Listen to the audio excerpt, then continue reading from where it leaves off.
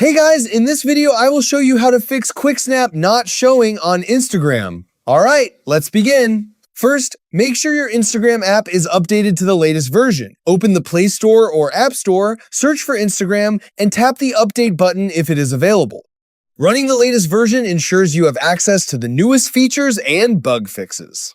Next, launch Instagram and go to your Conversations page. Check the section of your inbox where the QuickSnap feature normally appears. If you still can't find it, move on to the next step. Now, open your Instagram profile and tap the three-line menu in the top right corner. Scroll down and select Help. After that, tap Report a Problem and choose Report Problem without shaking.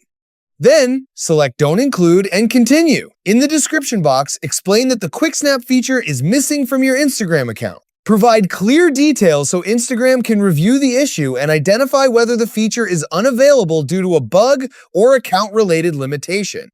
Finally, submit the report and wait for a response from Instagram support. They will review your request and may restore the feature once the issue is resolved. So that's basically how you can fix QuickSnap not showing on Instagram. That's it for this video. Thanks.